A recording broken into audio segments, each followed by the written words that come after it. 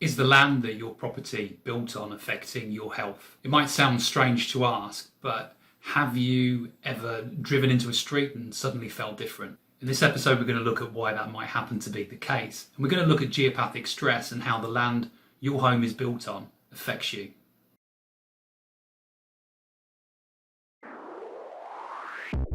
In this series, we're exploring health and wellness under the premise that some illnesses and diseases may be avoidable. Each week, I interview wellness experts and dive deep into an aspect of health and wellness with the aim of giving you greater understanding so you're free to make the best choices about your health based on your individual uniqueness. If you want to explore your health and wellness, then please subscribe to the channel and also hit the bell to get notified of all of our latest uploads as and when they happen. And if this channel can help your friends and family, please also share it with them too. This week we're diving deep into geopathic stress and how the land that your home is built on can affect you. And we're doing that with Tim Walter, alternative life coach and house healer. So Tim, in our last interview, we talked about geopathic stress in general. Today we want to look more specifically at the land the property is built on and how that land in the home can really affect people. I'm going to pop a link into the description below for people who want to get more background on geopathic stress and how to detect it. But let's just start off with why does or how can the land that property is built on affect people?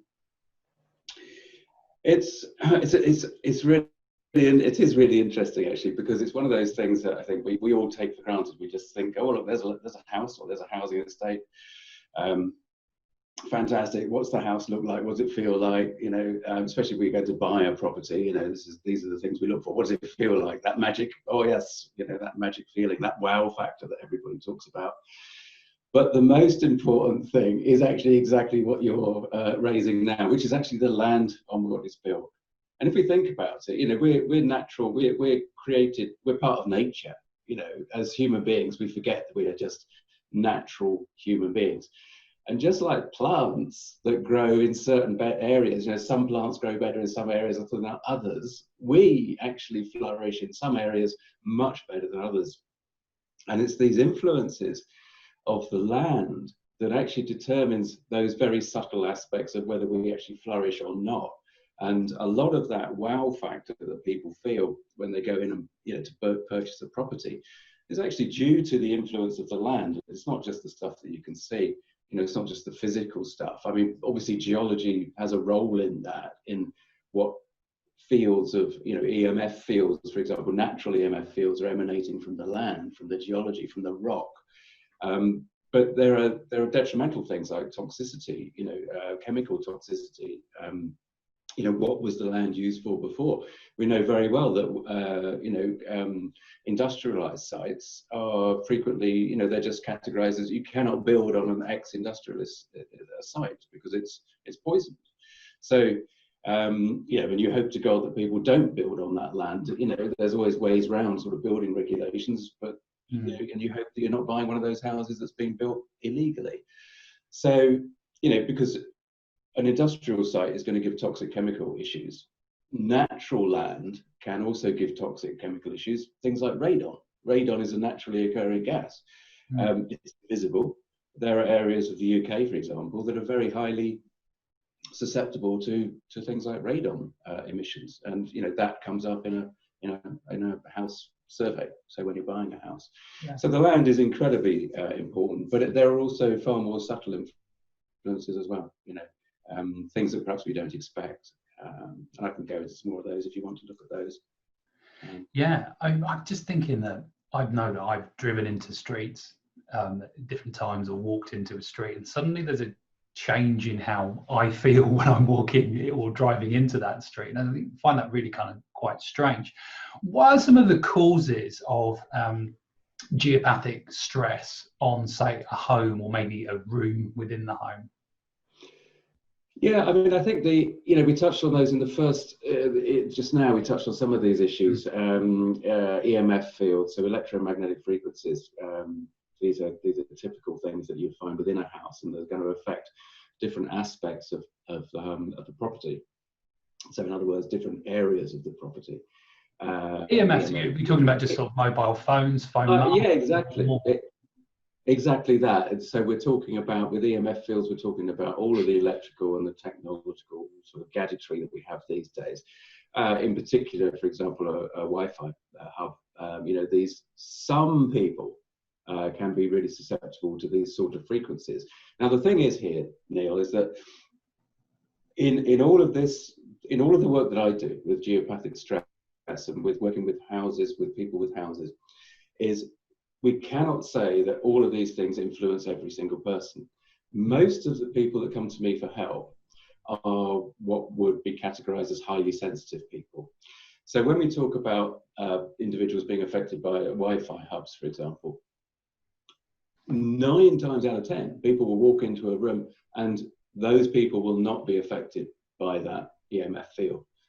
But the 1 person out of 10, you know, dear God, some people's lives are massively affected by that sort of electrical magnetic field. So there's those things. Those are very practical, you know, everyday things. Sort of the influences that we as people have brought into our homes. There are naturally occurring equivalents of EMF fields. You know, the sort of thing that I deal with a lot is described as earth energy, which is really electromagnetic frequencies from the earth and from the way that the surface of the earth, which is a negatively charged surface, interacts with the atmosphere of the surface. So you end up with these fluctuating fields of energy, and energy is the correct term with it. It's not as woo-woo as it sounds. You know, there are things called telluric currents, which science is very aware of, which are electrical flows across a landscape. And what we find is that, you know, smaller versions of these telluric currents are everywhere, absolutely everywhere. And it's termed earth energy because fundamentally it's I suppose it's actually come from the mystical aspect of society. So those that were more involved in New Age movement and New Age beliefs, spiritual beliefs, which go back eons, that actually were aware of these fluctuations of energy fields. And so the label earth energy is an entirely appropriate, but also an incredibly awful label to put on it.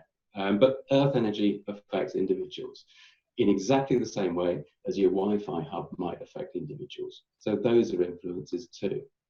And with earth energy lines, these are very specific. They're focused aspects. So you can have one room in a house, for example, that is very strongly affected by this earth energy frequency. Whereas you could go into another room and, you know, it's not there. It doesn't affect it in the same way. So it's exactly like that kind of Wi-Fi influence. Those are the biggest sort of factors. I mean, we've all heard of sick building syndrome, which, you know, is a term that architects use, particularly for offices and, you know, these developments.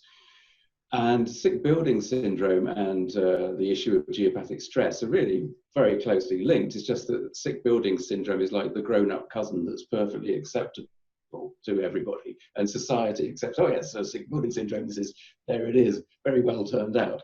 Sick building syndrome is caused by poor design and poor building structures, poor building, you know, the materials used in the building, the way that they're used, and the location of the building itself. It's because the psychology of a building's design is incredibly important upon the people that live or work in that building. And that is a big aspect of what sick building syndrome is about. And the symptoms of, you know, people suffering from sick building syndrome are many and varied, but basically they kind of include things like nausea and headaches and inability to concentrate, and can go to sort of, you know, poor sleep and all this sort of thing, which actually, you know, if you take geopathic stress as a label and you put that onto a domestic property, it's exactly the same sort of symptoms. It's a vague array of symptoms, and people suffer in different sort of ways and different degrees. So in a lot of the work that I do, there are aspects of sick building syndrome, and we simply apply that to domestic property as well. The reason I'm focusing on domestic property is that, you know, those are mostly the clients that I get. But obviously, I've also worked with corporate clients, warehouses, for example. I've done a couple of jobs on warehouses in different places in the world, and that's really, really interesting, but we'll talk about that in a minute perhaps. So there are all sorts of effects, and geopathic stress it's a fascinating subject, not least for me because it is so poorly accepted and understood in mainstream sort of circumstances. My question is, you've got, so you mentioned how one room can be affected, but another room maybe not affected. I mean, why would that happen within the structure of a home? Well, if we go specifically with earth energy, which is what I was talking about at that point, an earth energy line will, it's something that weaves like a river across the landscape. So if we think about these, the way that, I was just thinking, if you think about, just trying to give you a way of visualizing it, which is if you think about like a rod magnet, the old classic experiment that you did at school as a child, probably in infant school. You get a magnet, you put a piece of paper over the top of it, you scatter iron filings, you shake it around a bit, and you get that lovely magnetic pattern, around the poles of the magnet. Now, earth energy is like that. It's a geomagnetic, electromagnetic sort of field of energy. So those lines of iron filings are basically lines of earth energy that can be found. They're like the lines of earth energy that can be found going across a landscape. And so those lines can go through one room and not go through another. So that's the simple process, is that you've got, you're walking through a property that might cover, several hundred square feet. And these lines of influence, these focuses of more intense field of EMF or geopathic, influence are, they can only be, a couple of feet wide, perhaps. Sometimes, you just you pass through them, you walk through them, and every time you walk through them, if they're not on your frequency, if you like, if they're not in a state that you feel in alignment with, it's rather like meeting an aunt that you just really don't get on with. Every time you see her, it's like, oh, you put your barriers up and you want to be really careful about what you say because you don't want to get into this confrontational experience. It's like that when you walk through an earth energy line, because it's like your subconscious goes, oh, don't like that very much. And actually each time you go, oh, you're using some of your energy to kind of support your own self and your own system. And that's why it's detrimental, because you're using your energy to support things and to protect yourself in ways that actually are unnecessary. So it's an energy depleting issue. Cool. I mean, we're talking about geopathic stress. We're talking about how the land of your home, the land that your home is built on, affects you. If you're finding the information that Tim is talking about here really interesting, please do give us a thumbs up, because we do enjoy that social validation. And also tell us, how this is affecting you, or things that are going on within your home, questions that you have about this topic, because obviously it's something we can come back and maybe talk about in another interview with Tim. Tim, you've said already that we're all a bit different, and it will affect some people, it won't affect other people. Totally get that. It's totally in tune with what we look at here at Total Wellness Club, because we recognise that we're all unique individuals. We all have our own lifestyles and everything, and we bring that into our homes and our work and our exercise and everything that we do. So totally agreeing with what you're saying there. But how might it affect people who are susceptible? How might it affect them maybe short term and also long term? It's obviously it varies. So I think the easiest way to describe this is to give you a sort of a quick cross section of some of the people that I've worked with recently.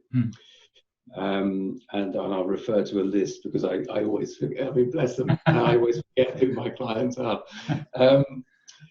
And the really interesting thing is this uniqueness, the individual being affected, because sometimes, a family, you can have a family of 6 or, as many as that sometimes. There's only one person in that family that's feeling so dreadful. So it really does, just affect one person out of many. So at the moment, I'm working with a lady, and I won't obviously say any names, and she came to me because she had persistent migraines, regular migraines. She never felt at home in her flat. She was never settled there. And my immediate question was, well, why did you buy it in the first place? And I don't think I've ever asked her that, but she never, I mean, a lot of people, interestingly, are living in places that they don't feel settled.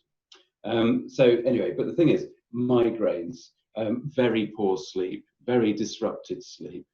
And this feeling of not being settled. So the issues here are varied in severity, because obviously the migraines are debilitating. These were bad enough that she had to stop working on the days that she had it. So she was considering even giving up work, and like, well, how is that going to affect her? So these are the major things. The poor sleep, well, you can kind of get by on poor sleep, but it's not good, and long term, really bad.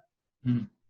And just feeling unsettled in the house, well, that's unsettled. What do you do? How many people do you know, for example, Neil, that actually spend a lot of time rearranging the furniture of different rooms just because they don't feel that it's right? They haven't got it right. They keep redecorating. They just don't feel comfortable, settled. So with this lady, there are issues. We start clearing it, and then we also do part of the work that I do is talking as well. There's a lot of information that we obviously get through the sort of a coaching scenario. Mm. And some of this combines with the geopathic stress and combines and creates the overall reality for the person. So with that lady, we've moved her into a space where her migraines are far less often, they're far less severe, her sleep is now improved, and she absolutely, the first thing that got sorted was the flat. It was like, yeah, okay, this is fine, she was there. So that's great. And not only that, her productivity improved, and she had more energy to spend on her own hobbies. So, and then I've been working with, a guy who's extremely sensitive, and due to his background when he was being brought up, suffered basically post-traumatic stress. And obviously one of the symptoms of PTSD is that you get susceptible to the slightest trigger. For no logical apparent reason, these things can become triggers. And so this guy actually had become agoraphobic, but he was also living in a property that was suffering from hoarding. So he was living with a hoarder. So there was a dreadful energy throughout his sort of reality, which I'm pleased to say we are moving him on from. And it won't be long before because he's an adult son of a family, and he will be moving out and doing his own, building his life again. So that's fantastic. But again, that's a lot of clearing of the geopathic stress. There was a lot of issues that were found in that property. And as you can imagine, with a hoarder as part of the family, then you're going to get a lot of psychological issues that come up. So we clear those and we sort those, and then you move on from them in whatever modality needs to be applied at that next stage. There are other things. There are people. So I've had a lot of people where they just come to me and say, I just don't feel settled. So you do whatever you have to do and you clear that, and that's really very much a one-off. Right? Oh, yeah, get that. We find out what the information is through dowsing a floor plan. Right? So that's my connection to the space, is through dowsing, which is an intuitive connection to the property. Yeah. Then we clear it. We won't go into that now, how that's done, but we clear it, and the client reports back, oh yeah, I feel much better, this is great. Typically, they say things like, well, the house feels much lighter, the house feels much bigger, it's all very much calmer. And what we see in the family unit very often is far more harmony within the parent-child relationship, for example, or squabbling children, adolescents, for example, quite often, that had been really up against each other. That dissipates, so you get tangible results, which is interesting. On more serious client issues, we get people with cancer, for example, that come to us that want the background, their environment to be as clear as possible, so that they're usually in recovery, or they're going through the worst time, they're going through chemo or whatever, or other alternative remedies, and they want their environment to be as supportive as possible. So we do work on that level. Whether or not those cancers have been specifically, whether the geopathic geopathic stress has been a contributing factor to their cancer in the first place isn't necessarily something that is raised in the report, you know, but we help them anyway moving on. And then some of my other recent clients are, as I said before, I work for businesses too. There was building companies, construction companies, redevelopment companies are a classic. They come along, and historically they may have been just finding project after project after project has been full of problems. And so almost as a last resort, sometimes they say, look, can you help? Will this help at all? And so usually we just say, well, let's see what happens. And yeah, usually 9 times out of 10, their projects do become easier. The way is, building projects and redevelopment projects are always fraught with difficulty, no matter what you do. That's the nature of the work. It's there, that is the nature of the work. So again, anybody that is working on a house development or redevelopment of their own, or even a self-build project, sometimes they just simply underestimate the amount of problems that they're going to face in doing the work. And what I do won't necessarily help them, but sometimes it does. I've worked with a lot of people that have been working on their houses doing major projects, and they have said, look, something's not right here. We're being battled by the house and by the land. And so we do the report, clear it, and it's like, yeah, okay, if something shifts, something is allowed to make progress much easier, which is always really fascinating. Doesn't always happen straight away, and so that varies. So the results are always variable. But warehouses in particular, I really like working with them because you see a more or less immediate result. I've worked with a couple of warehouses in different countries in the world. I've worked with a couple of warehouses in different places in the world, and their circumstances have been different, but fundamentally what their issues have been is they simply haven't been able to get the products out of the warehouse. The nature of the warehouse is storage, and therefore it's like that's what's going to do. The product that they're trying to shift actually doesn't shift, it stays in the warehouse. So in both of those cases, I just communicated with the space, or tuned into the space, and we freed up the blockage, and their businesses suddenly went whoa, to the extent that one of them couldn't cope. So he was like really blown away. So how might geopathic stress affect people, things, businesses? It varies hugely. And I'm also not saying that every time somebody comes to me, they get results that are wow. Sometimes we get the wows, and that's fantastic. Sometimes there's no change. Sometimes. Yeah, I guess sometimes it's you've got sometimes it's the land, but I guess there's other energies and other factors that can affect an environment, and like a home or a room, because I suppose there's individual energy, individual thought patterns, behaviours, all of that can affect what's going on. And unless you can clear one thing, but maybe you've got to clear the other as well for it to all come together. Like all healing or therapy work, it's like the onion, it's layers of the onion. And what we try to do is we use a list of 50 or so section headings that we actually look at. Some of those are very obscure and work very much in the subtle energies, and that can be things like historical place memory. So if you think about it, everybody's had the experience of turning up to a party. Maybe you get there a little bit early, and you realise as soon as you walk in the door, you realise that actually the host has just had a massive row, because you can feel it in the air, right? So, and that kind of hangs around for a little while, and that's the sort of energy. I mean, that's an illustration. It's a bit trite as an illustration, but it's the sort of thing that can happen with a land, with the energies of a land, a historical place memory. If you've had a battle, hundreds of years ago, it can be. But a really serious battle.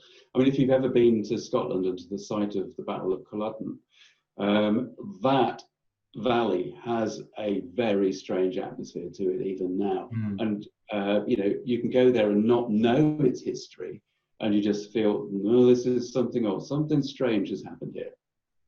And so, if you think of how long societies have lived on the land in our current, continents. There's a lot of places that have had really nasty stuff happen. and those echoes remain in the ether, rather like those arguments, but they just remain for hundreds of years. And we hope that the family arguments don't remain in place for hundreds of years. But if you have a grumpy teenager or a teenager that's in a really bad place, and they are constantly sitting in one place in their room, for example, that is the sort of energy that people that work on houses like myself will pick up, and that will show up like a beacon in a floor plan, and that affects everybody in the house. That energy. So we talked about energies of individual people that can come into the house. You also mentioned hoarding and maybe clearing the space and that kind of thing. But what else could people do when it comes to sort of clearing the energy? What could they do for themselves to get started?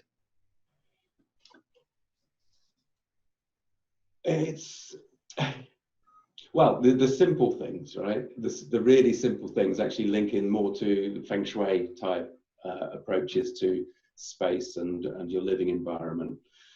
So having plants, bringing aspects of nature in to the house, into the living environment, proven, not just feng shui proven, but proven scientifically that the more images and the more contact you have with nature, then the lower your cortisol levels are going to be. So literally, if you've got any connection with plants and that sort of thing, that's going to help. Now, on the geopathic stress sort of route, so more directly with the work that I do, you want to be aware of the space in which you live.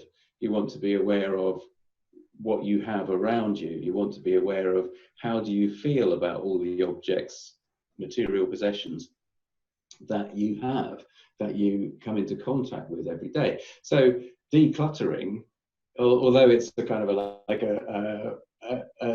a sort of a process in itself, because it has many psychological issues associated with it, and the process of decluttering is a very energizing process. But decluttering from the point of view of understanding, picking something up and saying, what is my emotional attachment to this object? What do I really feel about this object? Do I want to keep that in my life?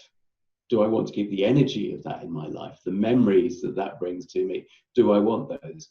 That, in a very conscious way, is, and then you put it aside or you keep it. And if you keep it, then you put it somewhere that you want it to be. Because these are things that spring off the psyche all the time. These are there, they're part of us. If people can learn to dowse, as we discussed last time, and my challenge last time was to get people to make some dowsing rods and try dowsing for themselves.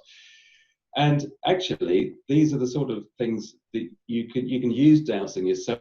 Step into a room and simply ask, on a scale of 0 to 10, 10 being the most positive, how positive is this space for me? You can just ask a simple question like that if you have got the hang of dowsing sufficiently confidently.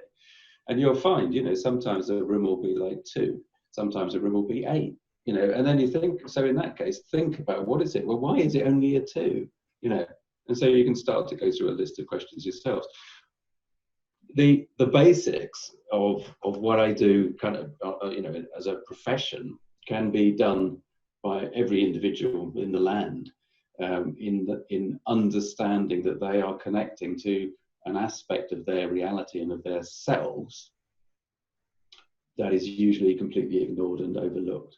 And yeah, a lot of people will think I'm talking complete nonsense, but more and more people are finding that actually there's a lot of stuff that's been spoken about in spiritual terms that actually science is now understanding, and understanding why these things were considered important for hundreds, if not thousands of years. And actually we can put them into practice on a daily basis in our lives, and they do improve our well-being. Talking of putting things into practice, at this point, I do like to ask everyone I'm interviewing for a little challenge. And the reason why I do this is because, what we've heard from you today is interesting information. But unless we do something about it, or try and do something with it, or experiment, then we don't learn and grow, and it's just interesting information. So it's always good to have a little challenge to just dive into and just see how it works. So what would your challenge be for me and for everyone watching, Tim? Well, because my work is so built upon dowsing. Dowsing is the skill that you need to develop in order to actually access a lot of the subtle energies that give us the influences. So I have to say, well, hopefully whoever wants to accept the challenge has watched the previous one, learned how to dowse, because the most amazing thing is to actually be able to dowse an earth energy line in your own home. And so therefore you need to pick up a set of rods. I'm doing that because that's actually, they're like that. But if you pick up the rods and you just simply ask to be shown the nearest earth energy line in your house or in the room in which you're standing, and you walk to, because the rods will move. If you've got the hang of dowsing, the rods will move and they'll point, and you simply follow to where they go, and they will cross like that as you cross that line. And as soon as you've got that kind of response, then basically you're opening up a whole new avenue and a way to look at the world around you. So that would be my challenge, but you have to have got to a level of ability for dowsing beforehand. Otherwise, I would just say do the decluttering that we just discussed. Perfect, lovely, thank you, Tim. Tim, really appreciate your time talking to us today about geopathic stress and how the land of your home is built, where it's built can affect you. So really do appreciate your time today. It's a pleasure. Yeah, someone who likes to explore health and wellness and look at all of the different aspects that could be affecting our health and well-being. It's really interesting to talk to somebody like Tim and just think about those influences like EMF or earth energy EMF or the sick building syndrome, things that Tim mentioned. And I also think, bearing in mind that we're all a little bit different, we're all kind of unique. Sometimes things might affect one person and it doesn't affect another person. So geopathic stress might not affect you, but it might affect somebody else in your family.